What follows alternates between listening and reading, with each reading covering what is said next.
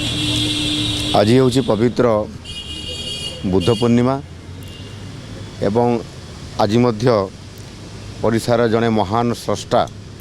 सांताली समाजर किंवदंती पुरुष गुरु गमके पंडित रघुनाथ मुर्मूंकर जन्म जयंती। यही अवसर में मु तांको प्रति गभीर श्रद्धांजलि अर्पण करुछि एवं तांकर आजिर यह जन्मदिन को मध्य गुरु कुनमी बोली सांताली समाजर ये कथा प्रचलित अछि। गुरु कुनमी माने मध्य गुरुंकर पंडित रघुनाथ मुर्मूंकर नाँ रे ये हूँ पूर्णिमा गुरु कुनमी से कह जाए। पंडित रघुनाथ मुर्मू सांताल समाजर भाषा एवं संस्कृति को सुरक्षा देवा एवं तार प्रचार प्रसार करने पाई अदम्य उद्यम करथिले एवं तांकर ये उद्यम सफल होता। 1925 मसीह सी सांताली भाषार स्क्रिप्ट ऑल चिकी तार से उद्भावन करथिले एवं संपूर्ण भाव में सांताली समाज को लिपि प्रदान करिबारे संपूर्ण भाव में तांकर गुरु दायित्व से निर्वाह करथिले। सांताली भाषा को समृद्ध करबा पई सी ऑल चिकी भाषा रे से अनेक गीत नाटक एवं पाठ्यपुस्तक मध्य रचना करथिले। यार प्रचार प्रसार करबा पई से सांताली भाषाभाषी अधिष्ठित अंचल को अर्थात ओडिशा समेत झारखंड बिहार आसाम ये सब अंचल अनेक जो सांताली समाज लोक अच्छा पाखक जाई लिपिर आवश्यकता संपर्क में एवं लिपि को समस्त पाखे पहुँचेबा एवं ता माध्यम लिटरेचर को डेवलप करवा साहित्य सृष्टि करवा एवं लोक मान को सुशिक्षित करवा ये समस्त कथा को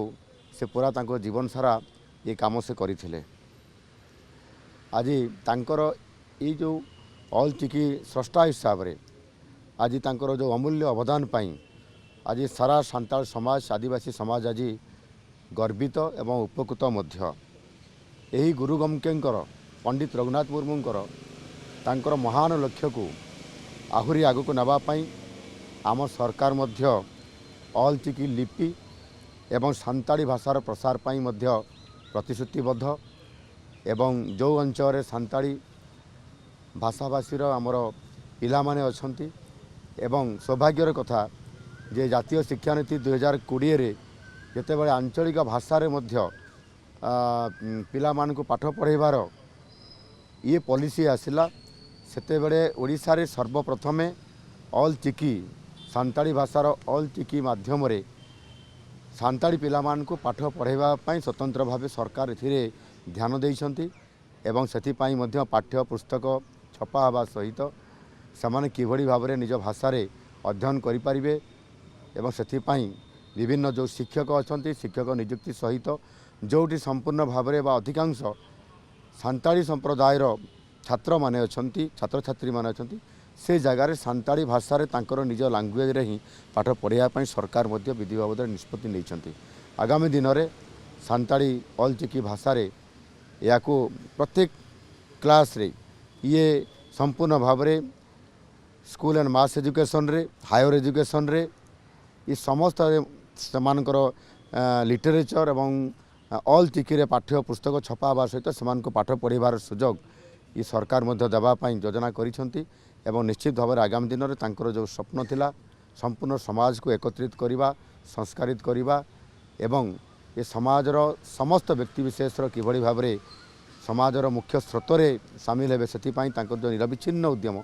ताहा उपरे जो फोकस करिसेंती निश्चित भाव में आम सरकार तांकर स्वप्न को एवं तांकर जो मिशन थिला ताकू पूरा करिवे।